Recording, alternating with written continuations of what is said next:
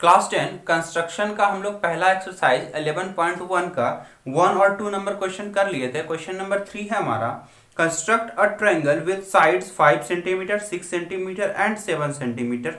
एक ट्रायंगल बनाना है जिसका साइड दिया हुआ है and another triangle whose sides are 7/5 of the corresponding side of first triangle. ठीक, तो पहले जो ट्रायंगल बोला है बनाने, एक रफ फिगर हम बना लेते हैं कैसा बनाना है। ठीक है, तो बोला ये कि एक ट्रायंगल बनाना है, ये एक ट्रायंगल बनाना है जिसका एक साइड होगा 5 सेंटीमीटर 6 सेंटीमीटर और 7 सेंटीमीटर। फिगर जो बना इसके अकॉर्डिंग मान लेते हैं ये 5 सेंटीमीटर है, ये हमारा, ये 6 सेंटीमीटर और ये 7 सेंटीमीटर। ठीक है, ए बी और सी। ठीक, इस तरह का एक ट्रायंगल बनाने बोला जिसका साइड था 5 सेंटीमीटर 6 सेंटीमीटर और 7 सेंटीमीटर। उसके बाद क्या बोला, another triangle whose sides are 7/5 of the corresponding side of the first triangle. ठीक, तो एक और ट्रायंगल बनाना है जिसका साइड कितना होना चाहिए, 7/5 टाइम्स होना चाहिए, 7/5 ऑफ फर्स्ट ट्रायंगल, मतलब पहला ट्रायंगल का जो करस्पॉन्डिंग साइड होगा उस दोनों में।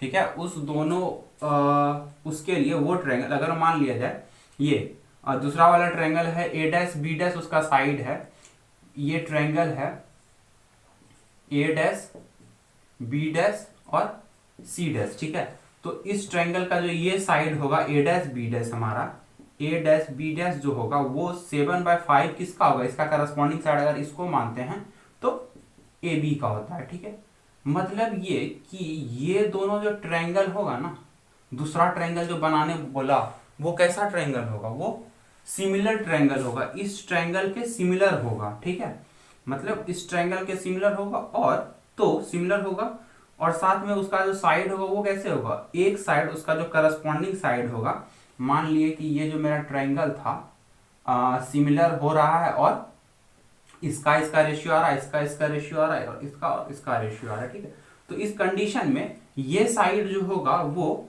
इसके ए बी के 7/5 टाइम्स होगा। ठीक है, तो मतलब हमको सिमिलर ट्रायंगल ड्रॉ करना है। ठीक है, तो इस तरह से होना चाहिए। तो दूसरा सिमिलर ट्रायंगल जो होगा, तो हम क्वेश्चन नंबर 2 में क्या बोले थे कि सिमिलर करने के लिए ज्यादा अच्छा है दो अलग अलग फिगर बनाने से क्या अच्छा है कि अगर हम इसी में बनाते हैं तो मतलब एक सिमिलर ट्रायंगल होगा तो एंगल तो इक्वल होगा, एक एंगल मान लेते हैं हम कॉमन दोनों में, ये एंगल अगर हम कॉमन मान लेते हैं, एंगल ये दोनों में कॉमन है, तो अब दूसरा साइड जो होगा उस ट्रायंगल का, सिमिलर ट्रायंगल का, वो क्या होगा, वो इसके पैरेलल होगा। क्वेश्चन नंबर 2 में बताते काहे पैरेलल होगा। ठीक है, क्योंकि पैरेलल होगा तभी दो एंगल इक्वल होगा। तो पैरेलल का दो कंडीशन था, क्या, एक तो इसके अंदर आएगा या फिर इसके बाहर आ जाएगा। ठीक है, तो देख लेते हैं क्या ए डैश बी डैश हमारा क्या है, A dash B dash by A B. देखो ए को हम कॉमन माने हैं तो ये ए बी डैश मान लेते हैं। ठीक है, क्योंकि ए पॉइंट तो वही रहेगा, बराबर 7/5। अब देखो ए बी डैश मेरा 7 पार्ट आना चाहिए और ए बी 5 पार्ट आना चाहिए, मतलब ए बी हमारा छोटा होगा और ए बी डैश बड़ा होगा। ठीक, मतलब कि जो दूसरा ट्रायंगल बनेगा वो इससे ज्यादा बड़ा होगा। ठीक है, और ये लाइन पैरेलल होगा। ठीक, ये बी डैश बनेगा और ये सी डैश बनेगा। और पहले 2 नंबर में बताए थे क्या कि अगर जो दिया हुआ है साइड का रेशियो, मतलब साइड का जो दिया हुआ फ्रैक्शन में दिया हुआ है, ये अगर ऊपर वाला न्यूमरेटर अगर बड़ा होगा तो जो पहला वाला ट्रायंगल है उससे बाहर में लाइन बनेगा पैरेलल, और अगर ये न्यूमरेटर छोटा होता तो इसके अंदर बनता। ठीक है, तो देखो पहले ये बना लेते हैं। 3 नंबर में हम ऐसे ही मान लेते हैं 6-7 सेंटीमीटर, एक्चुअल अगर लेंथ लेंगे तो वो छोटा हो जाएगा। मान लेते कि ये हमारा 7 सेंटीमीटर का लेंथ है। ठीक है, हालांकि ये 7 सेंटीमीटर से बहुत ज्यादा बड़ा है, लेकिन अगर 7 सेंटीमीटर बनाएंगे तो छोटा हो जाएगा, इसमें 7 सेंटीमीटर मान लेते ये है। उसके बाद देखो क्या करना, ये आर्क इससे जो बनाना है वो 5 सेंटीमीटर का आर्क हम बना लेते हैं। ठीक है, मतलब ये कि 5 सेंटीमीटर इस पे स्केल पे मेजर कर लेंगे कितना हो, हालांकि ये कितना हो रहा है, इतना सा हो रहा है 5 सेंटीमीटर हमारा, लेकिन चूंकि ये फिगर के अकॉर्डिंग मान लेते हैं अगर 7 सेंटीमीटर इतना है तो इससे थोड़ा सा इससे छोटा रहा होगा, इतना सा रहा होगा 5 सेंटीमीटर। ठीक है, मान लेते इतना सा 5 सेंटीमीटर और 5 सेंटीमीटर का एक आर्क हम ड्रॉ कर लेंगे। ठीक, इसके बाद हम मान लेते हैं 7 सेंटीमीटर, 7 सेंटीमीटर तो है, अब बचा क्या 6 सेंटीमीटर। तो इसी पे मेजर कर लेंगे 6 सेंटीमीटर, ठीक है, और फिर यहाँ पर ड्रॉ कर देंगे। अब देखो 5 सेंटीमीटर इतना था, तो 6 सेंटीमीटर और इससे ज्यादा बड़ा रहा होगा, इतना सा बड़ा रहा होगा, ठीक है। तो ये हमारा हो गया 6 सेंटीमीटर। देखो 5 सेंटीमीटर कट नहीं किया, एक और इसको और थोड़ा सा बड़ा करते हैं।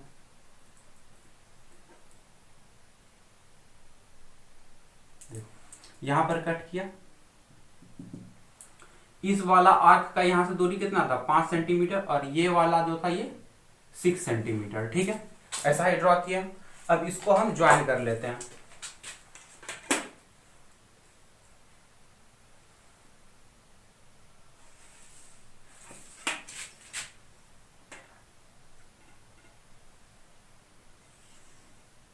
ठीक, तो ये 7 सेंटीमीटर हमारा ए बी, और ये 5 सेंटीमीटर, और ये 6 सेंटीमीटर, ये पॉइंट सी, ठीक है। तो देखो ये हमारा ट्रायंगल बन गया एबीसी, जिसका साइड 5 सेंटीमीटर, 6 सेंटीमीटर और 7 सेंटीमीटर दिया हुआ था। अब दूसरा ट्रायंगल जो बनाना है हमको, ठीक, तो उसके लिए हमको क्या करना होगा, पहले एक लाइन को, कोई सा भी लाइन ले ले हम, ठीक, उसको कितना पार्ट में डिवाइड करना होगा, 7/5 पार्ट में उसको डिवाइड करना होगा, ठीक। तो 7/5 पार्ट में डिवाइड करने के लिए क्या करेंगे, लाइन को डिवाइड करने का सिंपल फंडा है क्या, यहां पर एक एक्यूट एंगल बनाएंगे, ठीक। अब देखो यहां पर दिक्कत क्या है कि इसमें 7 पार्ट और 5 पार्ट अलग अलग नहीं करना है, ठीक है। पहले जो लाइन का डिवाइड हो रहा था रेशियो m और n का जो रेशियो दे रहा था वो ऐसा था, ये m हो रहा था और ये n हो रहा था, ठीक। तब हम दोनों का प्लस करके उसके बाद डिवाइड कर रहे थे, लेकिन यहां पर जो है ना ये m है और इतना सारा n है, ठीक, m और n ऐसा है, तो n वाला पार्ट ही जो हम बनाएंगे उसी में से हमारा m भी निकल जाएगा, मतलब कि जो बड़ा वाला पार्ट है 7 पार्ट में डिवाइड करना, उसी से हमको 5 पार्ट निकाल लेना है, ठीक। तो इसको 7 पार्ट में पहले डिवाइड करेंगे, तो अपने मन से छोटा सा आर्क बना लेना है इसका, और 7 पार्ट में इसको डिवाइड करना है, 1 2, देखो 1 2 3 4 5 6 और 7 पार्ट हो गया, ठीक। तो 7 पार्ट को, इस वाले पार्ट को 7 पॉइंट जो हमारा, 1 पार्ट 2 पार्ट 3 4 5 6 और 7, ठीक। अब देखो क्या हो रहा था, ये 5th पार्ट जो होगा, अब देखो 7 पार्ट अगर यहां लेते हैं, ठीक, तो हमको क्या पता चला वो बाहर हो रहा है ना, तो इसलिए क्या ये 5th पार्ट यहां मैच करेगा, ये 5th पार्ट यहां तक आ रहा है हमारा, ए बी जो हमारा होगा वो कितना होना चाहिए, ए बी हमारा कितना होना चाहिए 5 पार्ट होना चाहिए, तो 1 2 3 4 और 5, तो ये 5 पार्ट को हमको यहां से मैच करना होगा, तब ए बी के मतलब रेशियो बराबर आएगा वो, तो इसको यहां मैच करते हैं, ठीक। अब देखो क्या, अब 7 पार्ट तो इससे आगे ही जाएगा, तो इसको आगे प्रोड्यूस कर लेते हैं। देखो क्या कि हमारा 5 पार्ट ये था, 5 पार्ट हमको बोला ये होना चाहिए। अब देखो यहां पर कैसे इसको डिवाइड कर रहा है, क्या कर रहा है, ट्रायंगल बना रहा है और थेल्स थ्योरम से इसको डिवाइड कर रहा है, तो इधर का रेशियो थेल्स थ्योरम क्या होगा, इतना बाय इतना, या फिर इतना बाय इतना इज इक्वल टू इतना बाय इतना, ठीक है। तो 5/7 जो आएगा वही 5/7 होगा हमारा, ठीक। तो अब इसके लिए क्या, ये पैरेलल लाइन हमको यहाँ ड्रॉ करना होगा, पैरेलल लाइन के लिए क्या एंगल सेम होना चाहिए, तो एंगल बनाते हैं यहाँ पे,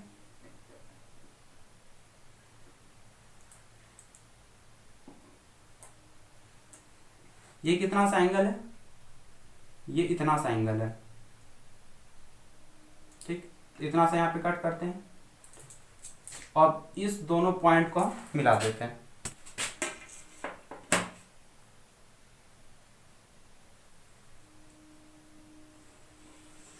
इस दोनों पॉइंट को मिला दिए, तो ये पार्ट हमारा आ गया, इसको मान लेते हैं क्या बी डैश। देखो क्या, ये अब 5/7 जो आया इतना सा, इसको अगर हम मान ले A5 मान लेते हैं और इसको A7 मान लेते हैं, देखो A5 bye A5 AA5 bye A7 जो हमारा होगा वो कितना होगा, AA5 कितना पार्ट है 5 और AA7 कितना है 7, ठीक है। तो उसी तरह से हमारा क्या आएगा, ये वाला पार्ट आ जाएगा क्या, AB बाय AB डैश क्या आ जाएगा 5/7, ठीक है। वहां उल्टा था, AB डैश बाय AB था तो इसीलिए 7/5 आया था, ठीक।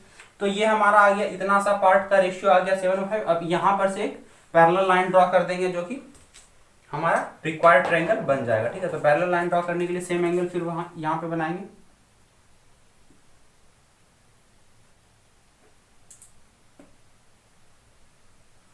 ये कितना सा एंगल है, देखो इतना सा एंगल बन रहा है, इसको यहां पे कट करो, ठीक। अब इसको मिलाते हुए आगे बढ़ा देंगे और ओ AC को प्रोड्यूस कर देंगे आगे।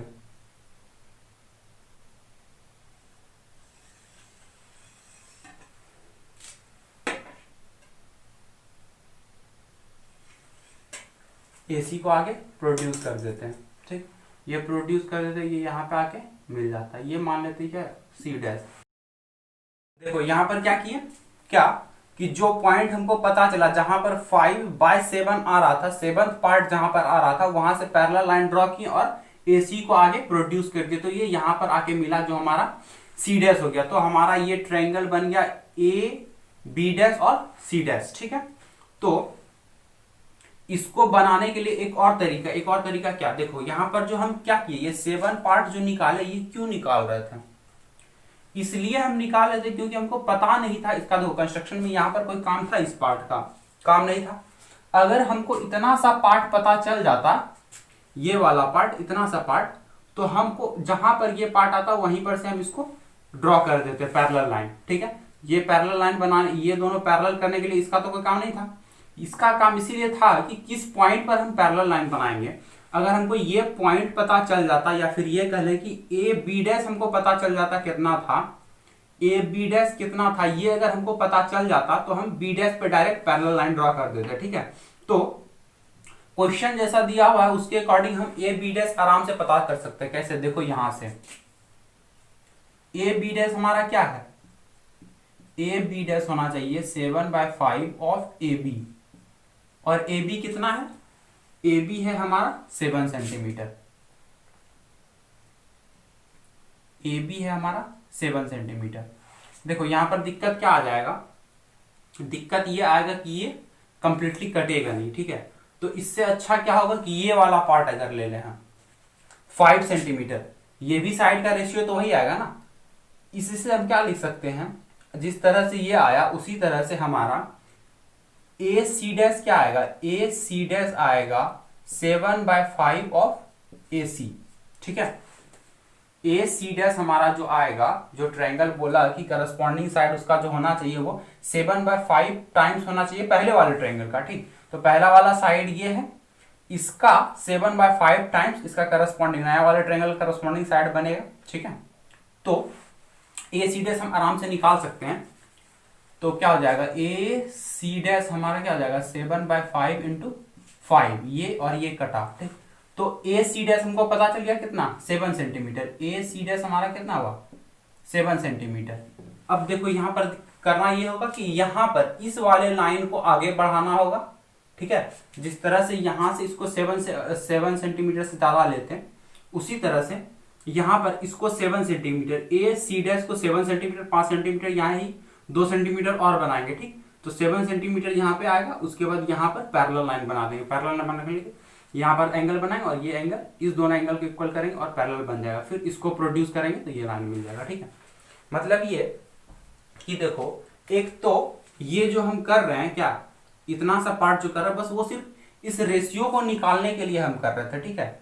तो वो अगर हमको डायरेक्ट भी पता चल, अब देखो नहीं तुम्हारा मन है क्या, या फिर क्वेश्चन में कोई ऐसा कि टर्म कट नहीं रहा, पहला वाला केस होता है यहाँ पर, जैसे क्या आ रहा था AB के जगह पे क्या आ रहा था, AB डैश बराबर AB की जगह पे क्या आ रहा था 7 आ रहा था, ये कंप्लीटली कट नहीं रहा, लेकिन कुछ तो सेंटीमीटर में वैल्यू आएगा, 749/5, ठीक है। तो कुछ तो आएगा 9 पॉइंट समथिंग आएगा, तो 9 पॉइंट समथिंग सेंटीमीटर यहाँ पर ही ले लेना, उसके बाद यहाँ पर पैरेलल लाइन ड्रॉ कर देना, ठीक है।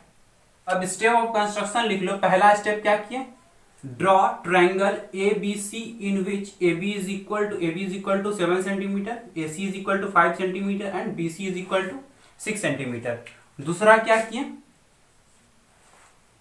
किए, ए बी को produce A B and divide it in the ratio 5:7 such that AB by AB dash is equal to 5/7 इस तरह से इसको AB को प्रोड्यूस किया और डिवाइड किए कि AB बाय AB डैश हमारा आया। तीसरा नंबर में क्या किए, तीसरा नंबर में बी डैश से पैरेलल लाइन ड्रॉ किए। Draw B dash C dash parallel to B C which meet on A C produced at C dash. B dash C dash parallel line draw किए बीसी के, जो AC के produced पर मिल रहा है C dash पर, ठीक है। फिर उसके बाद हमारा क्या हो गया, ट्रायंगल जो बना A B dash C dash similar किसके हो गया, ट्रायंगल ए बी सी के, या क्या बोल सकते हैं A B dash by A B is equal to A C dash by A C is equal to B dash C dash by B C is equal to 7/5।